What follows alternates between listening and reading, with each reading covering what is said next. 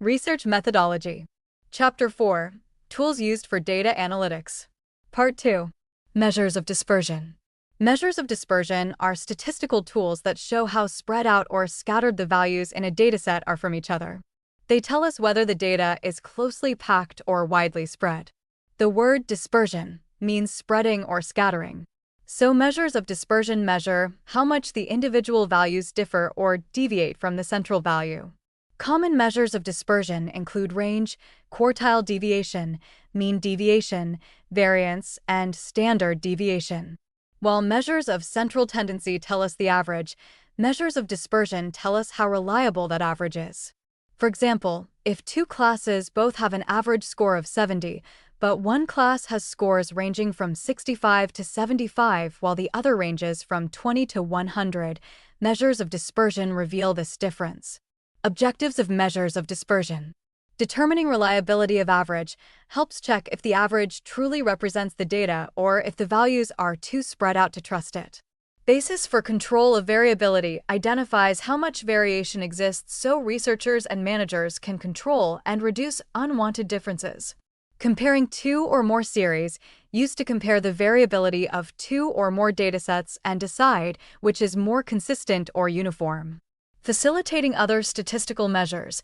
Dispersion measures are the foundation for advanced statistical techniques like correlation, regression, and hypothesis testing. Standard deviation. Standard deviation is the most important and widely used measure of dispersion. It is defined as the square root of the arithmetic mean of the squared deviations of all values from their mean. The word standard means a fixed reference point, and deviation means how far a value is from the mean. Together, standard deviation shows the average distance of all values from the mean. It was introduced by Carl Pearson in 1893. A greater standard deviation means more variation and less uniformity in the data. A smaller standard deviation means less variation and more consistency. For example, if students' marks have a standard deviation of 5, they are all scoring close to the average. But a standard deviation of 30 means scores are spread very far apart. Standard deviation. Merits and demerits. Merits. Rigidly defined, always gives a fixed and definite value with no ambiguity. Based on all observations, takes every value in the series into account, making it highly representative. Suitable for mathematical treatment, can be used in further advanced statistical calculations and formulas. Demerits. Difficult to compute, the calculation involves squaring deviations and finding square roots, making it harder than other measures. Gives more weight to extreme values because deviations are squared. Extreme values get much more importance, which can distort the result. Mean deviation.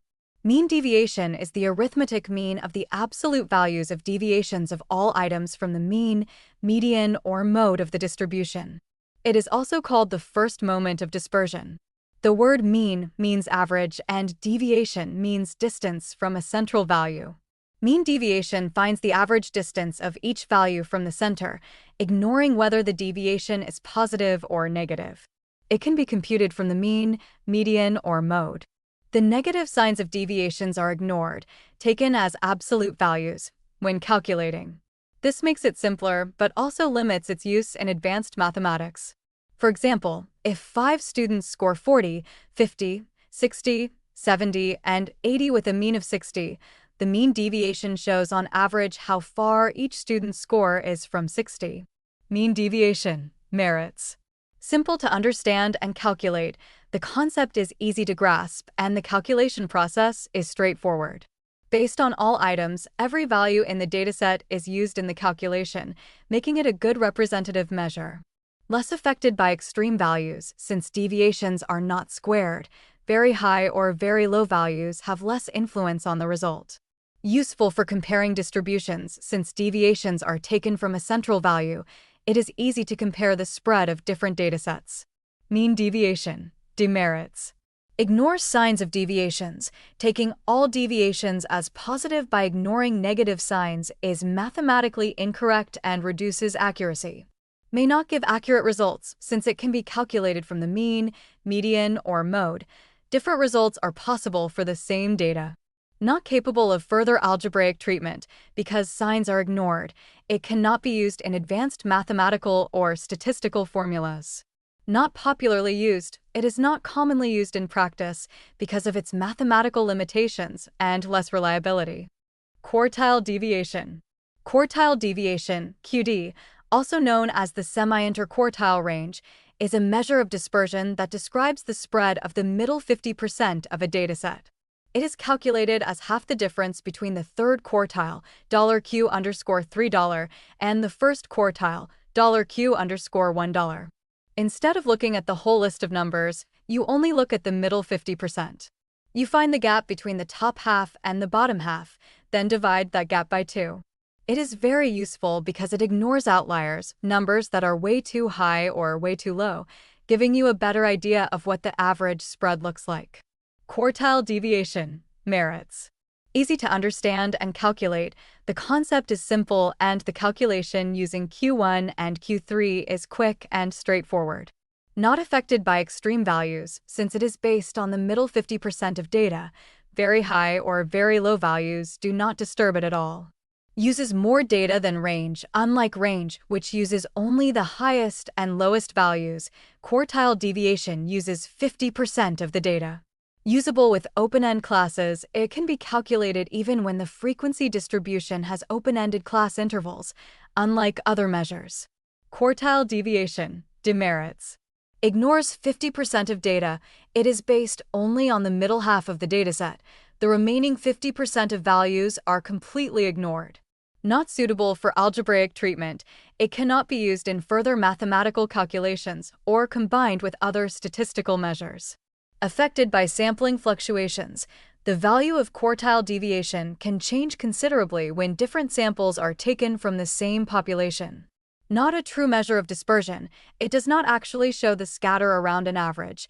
It only measures a distance on a scale between two positions. Inferential statistics. Inferential statistics refers to techniques used to draw conclusions, make predictions, or test hypotheses about a population based on sample data. It helps researchers generalize findings beyond the data they collected. The word inferential comes from infer, which means to conclude from evidence.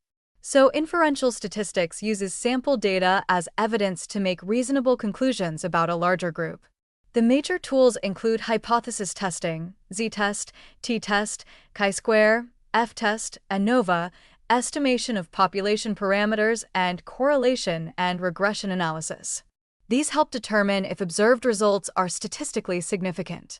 For example, instead of testing all students in India, a researcher tests 500 students and uses inferential statistics to conclude how all students are likely to perform. T-test. A t-test is a statistical test used to compare the means of one or two groups to determine whether the difference between them is statistically significant or just due to chance. The letter T refers to the t-distribution, which is used instead of the normal distribution when the sample size is small or the population standard deviation is unknown. It is used when the variances of populations are unknown and sample sizes are small. The values in the t-table are listed by degrees of freedom, df, which is n-1 for a one-sample test. For very large samples, the t-distribution approximates the normal z-distribution. For example, a researcher uses a t-test to check whether the average marks of male students are significantly different from the average marks of female students in the same exam. T-test uses one-sample location test, tests whether the mean of a normally distributed population matches a specific value stated in the null hypothesis. Two-sample, independent, test compares the means of two separate, unrelated groups to check if they are significantly different from each other. Paired, repeated measures, test the same group before and after a treatment to check if there is a meaningful change, for example, blood pressure before and after medication. Regression slope test tests whether the slope of a regression line is significantly different from zero, meaning whether one variable truly predicts another. Chi-square test. The chi-square test compares observed frequencies with expected frequencies to test how well the data fits a theoretical distribution. It is used for categorical data. The following assumptions must be met.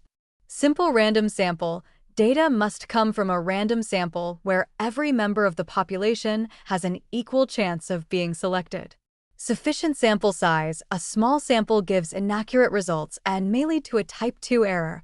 Sample must be large enough. Adequate expected cell count. Each cell should have an expected count of at least 5. If not, Yates correction is applied. Independence of observations. All observations must be independent of each other.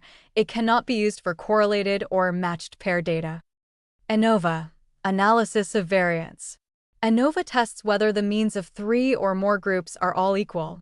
It is used instead of multiple t-tests to avoid increasing the chance of a type 1 error. The main types are: one-way ANOVA, used when data is divided into groups based on a single categorical factor, checks whether group means are significantly different. Multi-factor ANOVA, used when more than one categorical factor is present and the factors are crossed, estimates main effects and interactions. Variance components analysis, used when multiple factors are arranged in a hierarchical, nested manner to find where variability is being introduced. General linear models, used when both crossed and nested factors are present, with a mix of fixed, random, categorical, and quantitative factors. Regression analysis. Regression analysis is a mathematical measure of the average relationship between two or more variables. It is used to predict the value of an unknown variable from the known value of another related variable. Key assumptions are: linear relationship exists. There must be an actual linear relationship between the dependent and independent variables. Used within valid range, the regression equation can only be used to estimate values within the range for which it was calculated. Relationship stays constant. The relationship between the dependent and independent variables must remain the same while the equation is being calculated. Dependent variable is random. The dependent variable takes any random value, but the values of the independent variables are fixed. One dependent variable. Only one dependent variable is used in the estimating equation, though multiple independent variables are allowed. Watch Part 3 next. Data analysis tools. Python, R, SPSS, Tableau, and Excel. Like and subscribe to Riaz Notes. Riaz Notes.